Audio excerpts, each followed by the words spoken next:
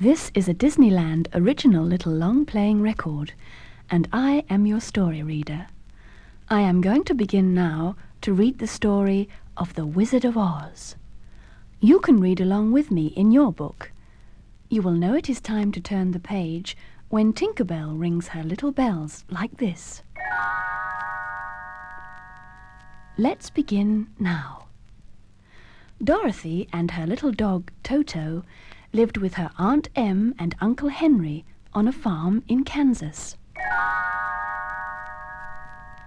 One day there was a cyclone, and the tremendous wind lifted the whole farmhouse right up into the air, together with Dorothy and Toto, and blew them to the faraway country of Oz. In Oz lived 4 witches. 2 were good. They lived in the north and the south. 2 were evil. They lived in the east and the west. When the farmhouse dropped to the ground, it fell right on the wicked witch of the east and killed her. The good witch of the north was there, and thanked Dorothy for freeing the Munchkins from the wicked witch of the east. "If there is anything I can do for you, just ask," said the good witch. "You could show me the way back to Kansas," said Dorothy. "Only the Wizard of Oz can help you leave Oz, my dear. Take these magical silver shoes, which belong to the wicked witch of the east, and follow the yellow brick road to the Emerald City where he lives." On their journey, Dorothy and Toto met a scarecrow who wanted a brain more than anything else in the world. "Do you think the wizard would give me a brain?" asked the scarecrow. "It could do no harm to ask him," said Dorothy. So the scarecrow went along with them.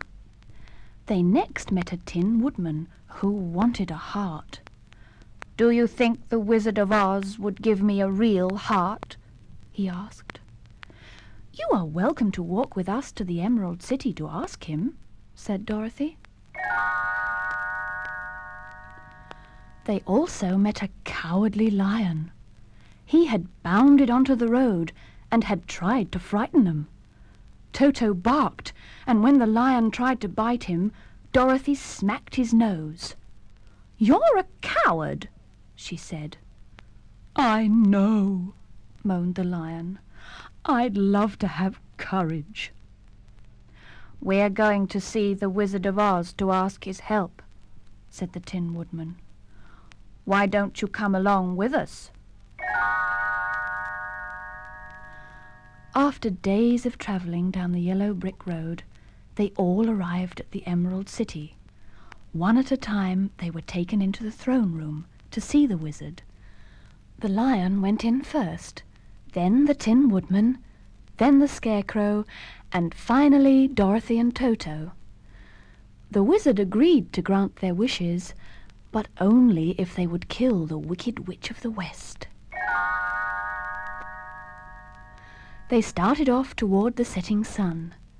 That night, the wicked witch sent a pack of hungry wolves to eat them up.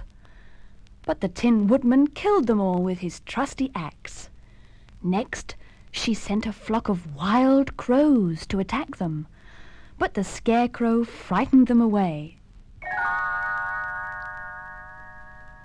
The witch was furious and called upon her winged monkeys, who came by the hundreds and captured the little group.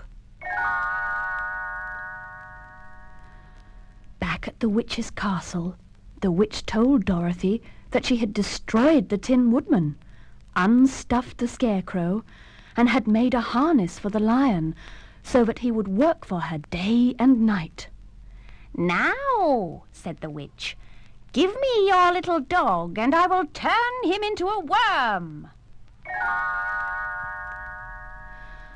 "You are very wicked," cried Dorothy, and with that she threw a bucket of water all over the witch.